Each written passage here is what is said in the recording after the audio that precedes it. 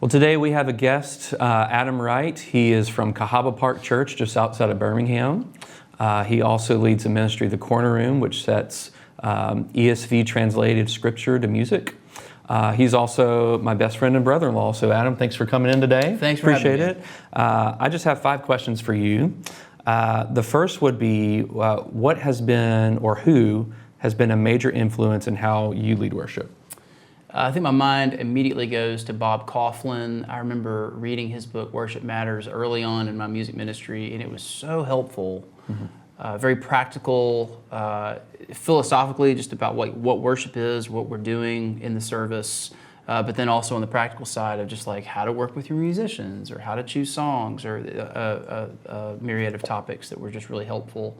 And I'd actually encourage, if you're watching this, if you haven't read it, you should read it. And then also to consider going to his conference he has every year. It's called Worship God, every other year in Louisville, Kentucky. It's a week-long. Community is great, the preaching's great, but they're also going to talk about a lot of context questions, like, why do we leave the lights on when we lead worship, or when we worship together, or talking about philosophy of projection. Even that was another topic they had at the last conference. It was really, really interesting stuff. So I'd encourage you to go to that. And another book that I would say has influenced my worship planning is Christ-Centered Worship by a guy named Brian Chappell. And I still kind of consult that today, but he kind of talks about different philosophies of worship from the past. He'll talk about planning a service, like if you're planning a call to worship, these are the things to consider. These are the things that we're aiming for as we plan our meetings, weekly meetings. So those would be the 2 things that kind of come to mind. Good stuff. What would you say your Sunday morning routine looks like in terms of getting yourself ready musically, spiritually, any other ways that you need to prepare yourself? What does that look like? Oh, it's really hectic. Yeah, we're trying to get kids out the door, and it's a challenge. But I will say one of the parts of my job that I love is being able to plan the liturgy. So by the time Sunday gets there, by the time I've planned it the Monday before, I've had time and days to kind of sit in it, think about it. From passages I might choose for confession and assurance or call to worship to the songs we're singing, and I typically try to find a line or a verse of a song that will anchor me throughout the week. So it's something that I can kind of bring into Sunday morning and be excited about, really excited about, passionate about. Sometimes on the way to church, we'll listen to the songs in the car.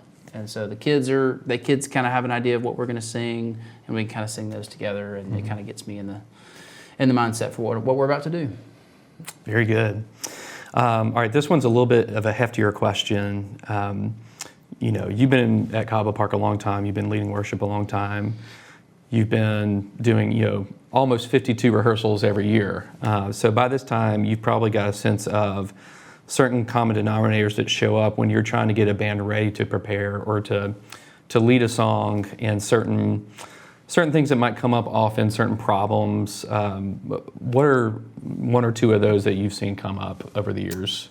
That's a good question. I would say, I think the first thing, if I'm doing my job well, I am preparing them for Sunday. So like the first thing, if it's a song, we've gotten to the point now, a lot of the songs that we sing and play, everybody knows them. Our hymnal's we have a lot of songs that we sing, but musicians typically know them. But if it's a new song that they don't know, I'll typically send a recording and a chart. If I haven't done that, I'm not really doing my job well. So I have to equip them to do it. Typically, if I send that to them, they'll listen to it and kind of have an idea of what we're going to do. And that goes with like harmonies for vocalists too. I have one specific singer who she's like, I'd like the harmony written out, please. And so I know that I need to do that in order to kind of serve her as she serves our church. I've got those too. Yeah, yep. The other thing that comes to mind, I think, is talking about dynamics. It's very easy, especially with hymns, to kind of just play all 4 and then you're done. But really, I had a good friend tell me one time, the way she thought about music and hymnody was she let the lyrics kind of define what the dynamic is. And so, typically in most hymns, you've got the 3rd verse that kind of talks about Jesus' death, which is an opportunity to get kind of soft and reflective. And then, you talk about the resurrection, and that's an opportunity for the dynamics to swell. And it actually, I feel like it impacts our singing out there too. So we talk a lot about dynamics and just making sure musicians are prepared. I think those are the two big things. Yeah, you certainly hear that a lot when you hear versions of In Christ Alone, where you've got those first two verses that are pretty similar in dynamic range. Maybe the first verse is a little soft, but there's always a big drop off on that third verse, and then right when it says he rose from the grave, it gets really big. So that's a really good piece of advice you got. Well, speaking of hymns, what arrangements do y'all use at Cahaba Park? Like, does your congregation prefer versions out of the hymnal? Do you arrange your own, or do you use versions of hymns that have choruses? Is it a mix of all three? Like, what does that look like for y'all? That's a good question too. I think most of our hymnal would be old hymns that have kind of been rearranged, and I'll arrange most of those. It just freshens them up. Our instrumentation is a little more acoustic in nature. So typically on a Sunday we'll have an acoustic guitar, a piano, some sort of a lead instrument like a cello or a violin. We'll have a bass player and a percussionist, and so it's a little bit more of a stripped down instrumentation. It's not we don't have an organ or anything like that. So we'll kind of, I guess an Indelible Grace kind of vibe, RUF vibe would be what I describe. So typically I'll take an old hymn and rearrange it, and people are already, you're not changing it drastically where people aren't familiar with it. They're still familiar with the melody and that can sing it. So we'll do a lot of those. I find myself drawn to a lot of, City of Light. The Gettys have been writing a lot of really, really great songs lately, or in the past several years. And then Sovereign Grace too, that's another source that we'll go to a lot. I mean, these are people who are very biblically centered, writing from, songs that are kind of reinforcing the gospel in our people, and we're as Colossians 3:16 says, we're letting the word of Christ dwell in us richly. So a lot of times, like, I'm thinking about lyrics far before I'm thinking about the music. Like, what are we singing? What is the song accomplishing?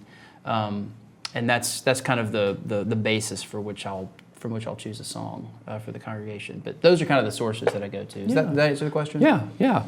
And then if it's like a really traditional hymn, like maybe, Be Thou My Vision, do y'all have a preferred source that you go to, or would you prefer just to arrange that yourself? I typically do it myself. Okay. I'm trying to think of examples that might be not that. I can't think of anything. Yeah. Typically it's just it's a challenge to kind of try to make something that's very traditional and known a little more fresh. So I kind of like that challenge. Right. Well, last question. You and I have been doing this for over 20 years now, which is hard to believe. But if you think back to the early years when you were just starting out as a music director in your 20s, what advice would you give that 20-something-year-old Adam Wright as he's about to embark on leading a congregation week in and week out? Man, that's a good question too. These are great. I think a younger me was far more concerned with the show of it. An arrangement had to be really polished and technical and almost like a showpiece, rather than how will this song serve the congregation.